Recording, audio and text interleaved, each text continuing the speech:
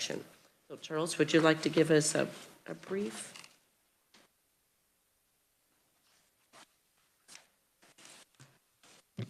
Thank you, Madam Chair, members of the committee. So, Madam Chair, I think you already gave the briefing. That's what the bill does. It applies to state or local offices, a primary election or a general election. If there's a, if the candidate loses or is defeated in a primary or general election. And then the deadline is 90 days after the date of the second subsequent general election for such office in which the person was not elected. And there's a reference in the bill to 254157A, which is a statute that deals with how you disperse campaign finances. So you have to basically give the funds to a charitable organization, and then you have to file the final report as also required by law. If enacted, this act would take effect on July 1st, 2025. And just to note, finally, that this bill is brought to you by Senator Schallenberger. So, stand for questions. Thank you, Charles. Any questions for Charles? Senator Petty.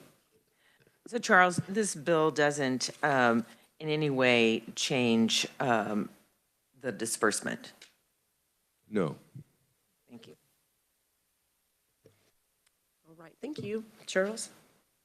Well, Senator Schallenberger, Vice President, would you like to say a few words? We don't have written testimony, but if we'd like to chat with him. I'm very non-compliant, as you know, and so I didn't provide. It's so simple and so short. You've explained it. The revisor explained it. When I came back up here 2 years ago, I went online to try to look at campaign finance accounts, and I couldn't find some. And so I called over to the Ethics Commission. They said, well, if it's an old account, we don't put them online. We can send you copies. And so they sent me copies. These are what I call dead accounts. These are campaign accounts that are open. The people did not run for re-election, haven't run for several years, some of them. And so I started thumbing through them, and I see where people who haven't been, senators, for example, who haven't been in the Senate in 12 years, are still paying themselves mileage. They're still paying for phone bills. They're still buying newspapers. And they still have to file a campaign finance report.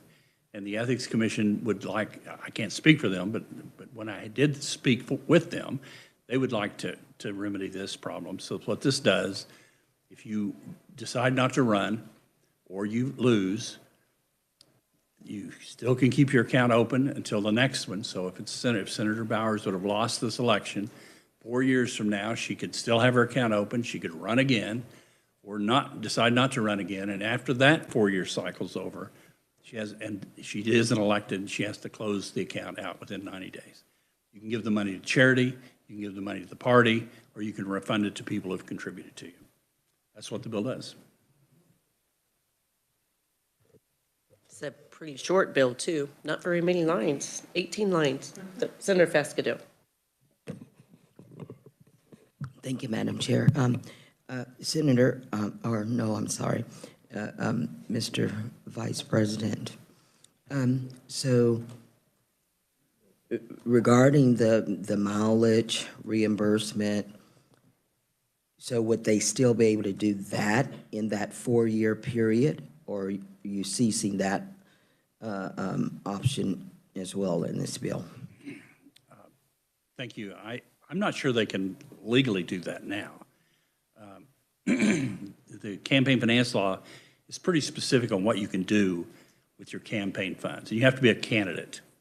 So if you're a candidate, then you can reimburse yourself for mileage. If you're an incumbent, if you are serving, you can reimburse yourself for non-reimbursed. So you can't pay yourself to come back and forth if the state's doing it. You can buy publications, you can pay phone bills. But when you're not a candidate, I'm not sure that's legal now. But ethics doesn't seem to be tracking these old accounts very much. Senator Reichman. Thank you very much, Madam Chair, and thank you for bringing us. I remember we kind of talked about that last year when you were sitting beside me, when you was in here. Yeah, it looks like to me they're doing things illegal. They're not getting away with it. But my question is, Do we have any idea how much money there in those accounts, or have you totaled them up or whatever? Thank you. No, I haven't totaled them up. I know that there are two, and there again, I didn't pull them this year. These accounts may be closed. But I know just two, President Wagle still had an account open. She was president of the Senate 12 years ago with over $200,000 in it. And Garrett Love, who was a senator 10 years ago, I don't know how long he's been gone, had over $100,000 in his. And those were the two that kind of jumped out at me as the biggest. There are a number of senators that had house accounts that, so if you, I don't know if any of you still have your house accounts, but you ought to close them out. I didn't want to keep filing two reports, so I closed mine too. It's the workload. Okay, Senator Petty. Well, I said earlier to the Vice President, I said, I'm surprised that this bill hasn't been brought forward before. It's, and that for some of us, we'd remember that at one time, which is a long time ago, you could actually transfer your funds from when you were in the House and you were going to run for the Senate, you could transfer your funds. Then political winds came into play and people decided that wasn't really the right thing to do. So that was a change made then. But yeah, I think it makes a lot of sense. Well, all right. Senator Tim, I don't see anyone else who wants to pester you. So, Madam oh, Chair. I'm so sorry.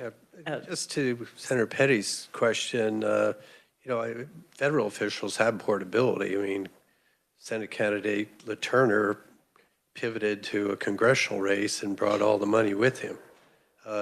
Any thoughts on portability? I mean, Derek Schmidt had to start from zero when he ran for governor, and you have experience with that as a sitting attorney general, I assume with some campaign funds. So I didn't know this had more recently been eliminated, but I kind of favor portability, but I wonder if you would comment, Mr. Vice President.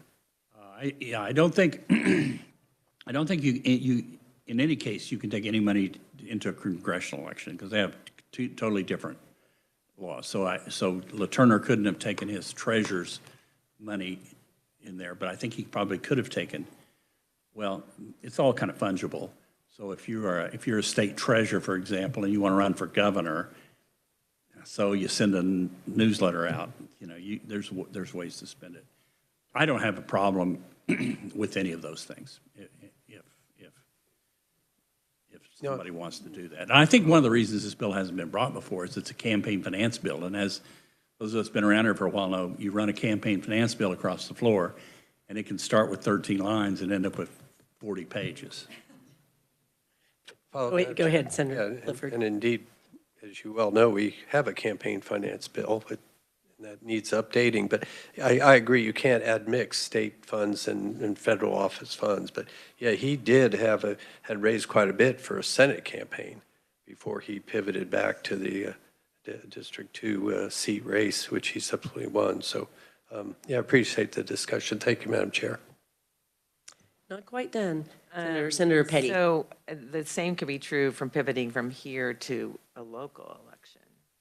And if I remember correct, that was one of the big drivers, that someone left the House and ran for the mayor of Wichita and took money with them. So, and the same thing happened in Wyandotte County too, but so it then also gives that person a lot more money. The only thing I might say about that is different offices have different limits. And I don't think it would be fair for somebody to say they're going to run for the state Senate to get $1,000 contributions and then pivot to the House and say, oh, I've decided I'm going to run for the House where my limits are 500 and they've got a leg up. So thank you for your time. Well, thank you, Senator Schellenberger, for bringing this. It's an interesting conversation we can have. So thank you. We do have a proponent, Caitlin Bull-Stewart, General Counsel, Kansas Government Ethics Commission. Welcome to the committee, Caitlin. Thank you, Madam Chair. Still getting used to the microphones. I have submitted short written testimony, just keeping it short and sweet like the legislation is currently. I only have a couple of other things I'd like to add, and I'm happy to answer questions because I think I can shed light on some of the questions that you'd asked before. So first, the commission had supported the ideology behind this of requiring the termination of campaign accounts in its annual report in both 2023 and 2024 in its legislative recommendations to the legislature. The premise is strongly supported. As was previously mentioned, there are campaign accounts older than I am that exist. I'm 30, if you're wondering. And various accounts of over 20 that have been inactive for 10 years or more. And as has already been addressed, this creates accounting problems. It just is more difficult on the compliance desks as well to continue to track, but they do continue to track. Our compliance desks, the mileage question, for example, came up under KSA 254157A that talks about what you can spend your campaign contributions are. The legitimate campaign purposes is viewed somewhat broadly. So a lot of these folks that are recording mileage are telling our office it's in case we want to run for office. It's we intend to eventually run for office. So that's why those sort of things come up. But I don't really have a ton more to add. My testimony is very succinct, complies with our legislative recommendations as well. But I am open for questions if you all, and I brought Karina Renna with me, our compliance campaign finance desk veteran who is phenomenal and knows the ins and outs. So we are happy to answer any questions you might have about this legislation. Thank you, Caitlin. We have one right next to me, Senator Reichman. Thank you very much, Madam Chair, and thank you for your testimony. I appreciate you coming. I guess I have two questions with this. I don't see anything in the bill if they don't comply. Would you think that would be an important part? And I guess, and let me follow it up, that I presume that your office would be contacting these people and say, you got this much money, you have this much time to disperse it, and then I guess a third part, because you already asked that, what if they think they're still going to be running and it's been 20 years or 30 years?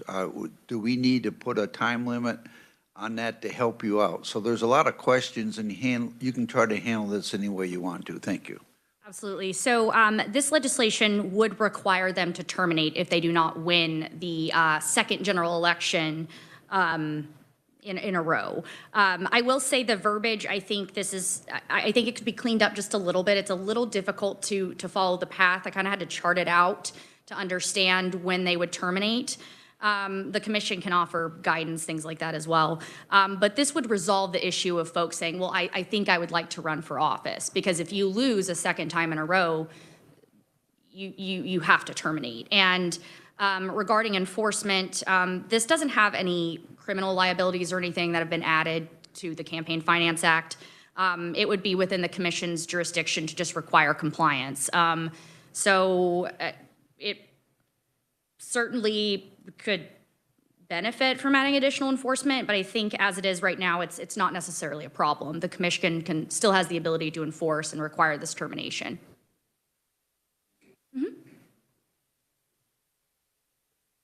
Senator Fascadeau. Thank you, Madam Chair. Caitlin, first I got to ask, did you say that was Karina? That's Karina, yes. Oh, hi. I've talked to her so many times on the phone. Yes, yes. Okay, good to see. Yes, The absolutely. face to the name. So recently,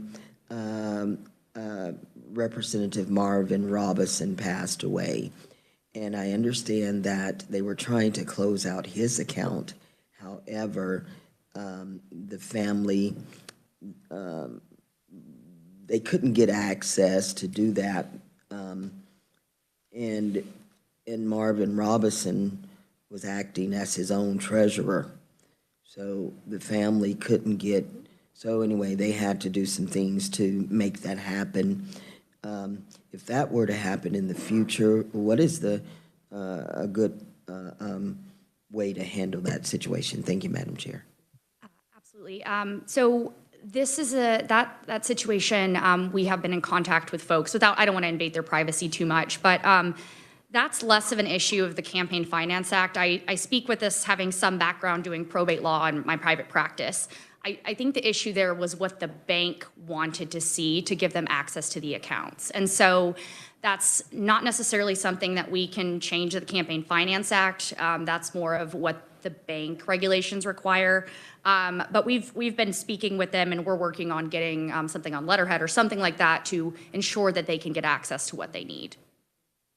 Madam Chair, so I was just asking that if we're requiring in this legislation to close that account out by 90 days, and if that type of situation was to occur again, how it would affect that. But you said it's the bank. Got it. I do want to clarify, though, I see what you're mentioning. Someone passing away would not trigger this. This is based on the second general election after they had passed, for instance. So it gives that time built in for the 90 days, 3 months, gives time for and it's, again, after the second general election. So there's that option for them to find different solutions. And our office is very, very good at working with folks. And so if folks are communicating, having those sorts of issues, I'm sure the commission would use any discretion it has to work with people.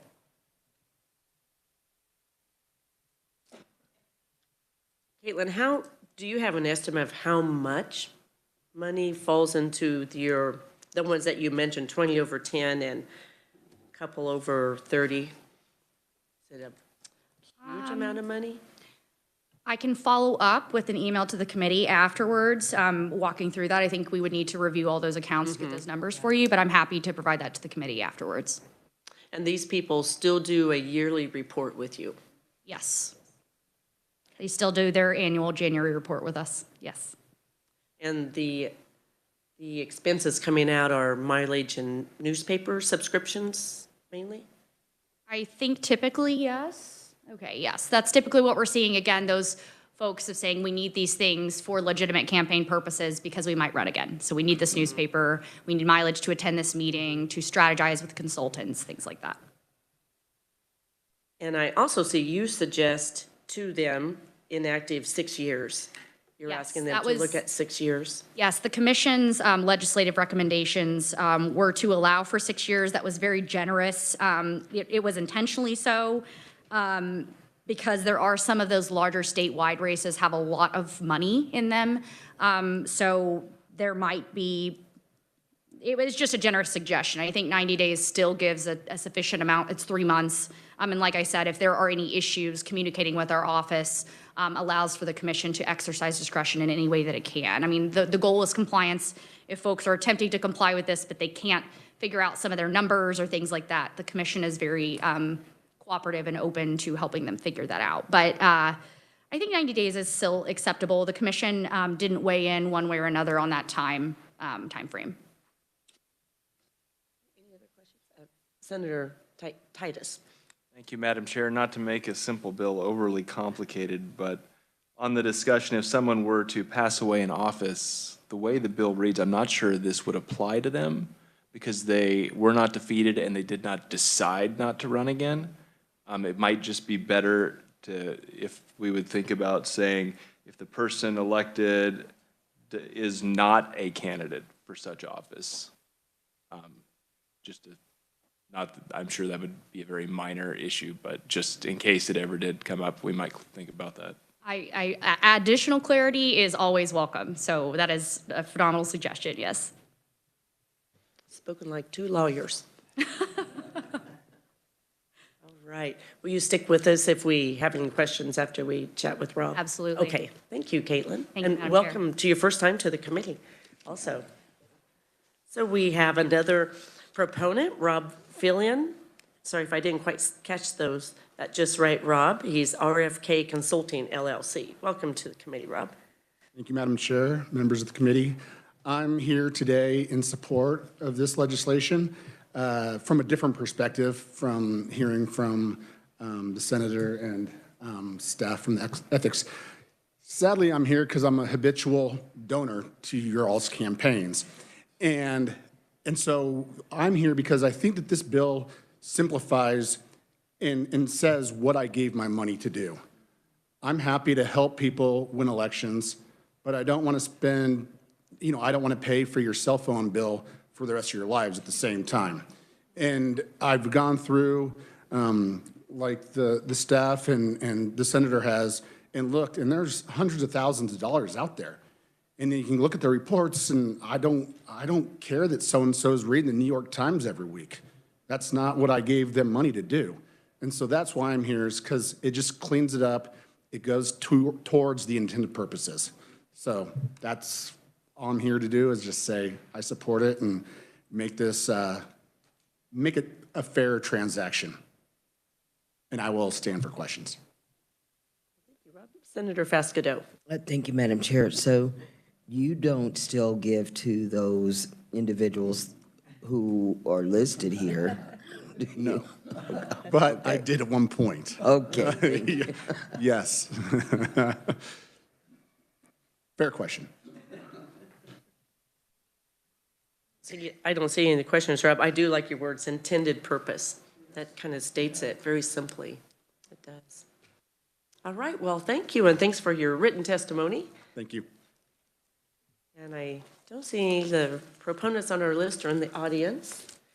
And we do have one written conferee in our folders. That's an opponent. You can review that. Are there any other questions for the folks before we let them leave? Seems very simple. It's an idea that we should look at, I believe. Well, all right. Well, that's close the hearing on Senate Bill 40. And thank you for being with us. And Karina, thank you for all your help. Very crystal clear on our questions that we asked to you, so make sure we're doing it right. We truly appreciate that. And putting it in an email so I don't forget what you told me is very important too. I appreciate that. And Senator Petty?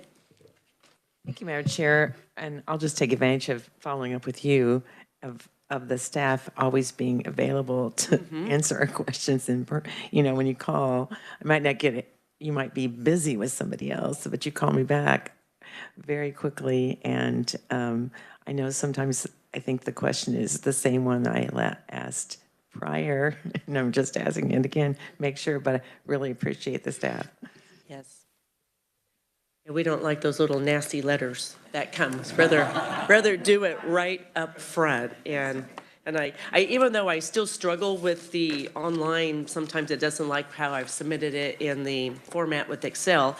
Once I've done it, I know it's done, and I've done it to your specifications. So that's important to me also. Yes. Well, thank you for being with us, and we have nothing else before us, committee, so we can get a few minutes off here to go answer some emails. All right, so we're